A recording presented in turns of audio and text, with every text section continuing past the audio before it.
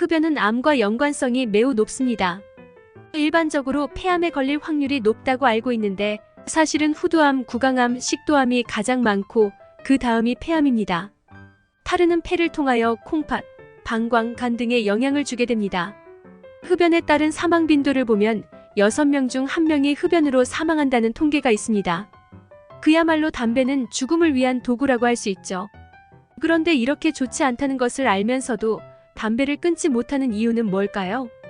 니코틴 중독이 그만큼 무섭다는 반증이 아닐까요? 오늘은 금연하는 다양한 방법 중에서 금연 보조제를 이용한 금연 방법에 대해 말씀드리겠습니다.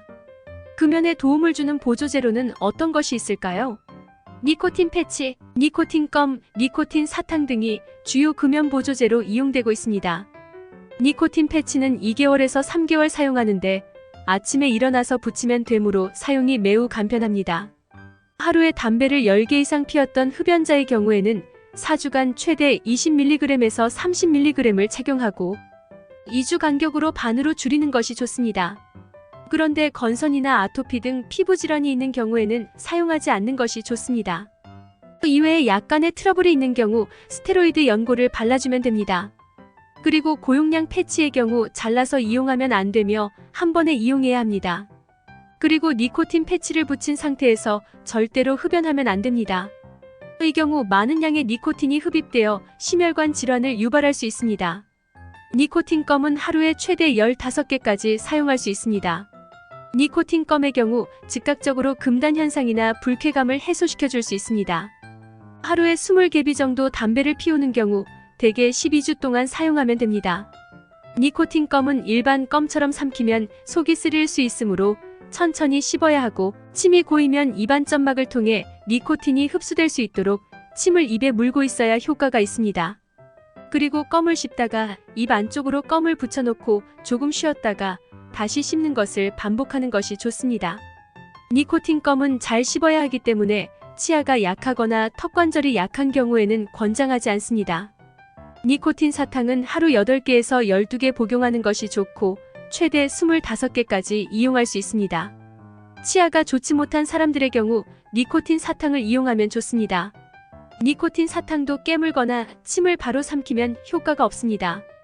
입안에 30초 정도 녹여서 고인 침이 점막을 통해 흡수가 되도록 하여야 합니다. 혀로 돌려가면서 녹여서 사용하면 흡수가 잘 되므로 권장하는 방법입니다. 니코틴 보조제의 경우 임산부는 절대 사용하면 안 됩니다. 또한 최근 3개월 내에 심근경색이나 중풍, 부정맥 같은 심내혈관 질환을 앓은 경우 위궤양과 같은 심각한 위장 질환이 있는 분들도 사용하면 안 됩니다. 금연을 하다 보면 금단 현상으로 인해 며칠 만에 다시 흡연을 하는 경우가 있습니다.